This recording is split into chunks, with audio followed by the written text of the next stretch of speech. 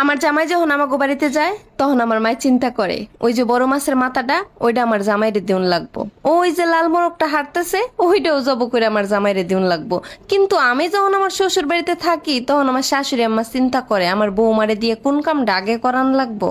মাটি পোড়ালে ইট হয়, কিন্তু ইটের মধ্যে যদি আপনি সারাদিনও পানি ঢালেন তারপরেও সেটা আর কখনো মাটি হবে না। ঠিক তেমনি কোনো মানুষ যদি একবার মন থেকে উঠে যায় তার সাথে দেখাও হবে, কথাও হবে, কিন্তু মনে আর কোনোদিন জায়গা হবে না।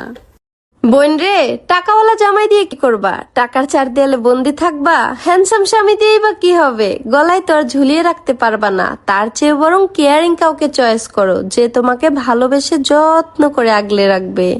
বিশ্বাস করেন, একজন ভালো স্বামীর যত্ন এবং ভালোবাসায় একটা কালো মেয়েও অনেক বেশি সুন্দর হয়ে উঠতে পারে, আর একজন খারাপ স্বামীর অযত্ন এবং অবহেলায় একটা সুন্দর নারীও তার সৌন্দর্য হারিয়ে ফেলে। শুনো বোন, রূপের অহংকার করো না, কারণ রূপ দেহে একটা সময় কলেজ কাঁপানো মায়া গড়ে আমি স্বামীর ঘরে অবহেলা পাইতে দেখছি। একটা কথা সব সময় মনে রাখবা, সকালবেলা যেই সূর্য চকচক করে সন্ধ্যা হলে সেই সূর্যই কিন্তু আবার আধারে মিলিয়ে যায়।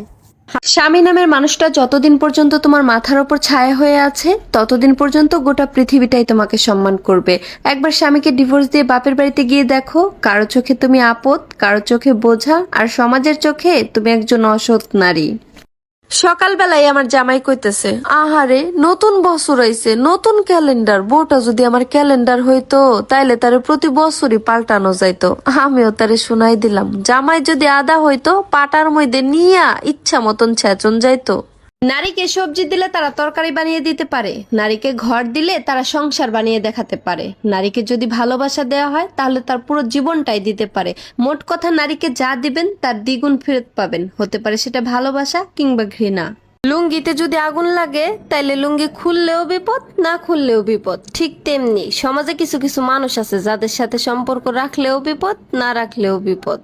স্বামী জান, তোমার মা যখন কান্না করে ওইটা তোমার কাছে কষ্টের মনে হয়, তোমার বোন যখন কান্না করে সেটা তোমার কাছে ভালোবাসা মনে হয়, কিন্তু আমি যখন তোমার কাছে কান্না করি সেটা তোমার কাছে ন্যাকামি মনে হয়। তুমি সব রূপে ধন্য, তাহলে স্বামী রূপে কেন এত জঘন্য? হাতের নখ যদি বড় হয় তাহলে নখ কাটতে হয়, হাতের আঙুল নয়। ঠিক সেরকম সম্পর্কের মাঝখানে যদি ভুল বোঝাবুঝি হয় তাহলে ভুল ভাঙতে হয়, সম্পর্ক নয়।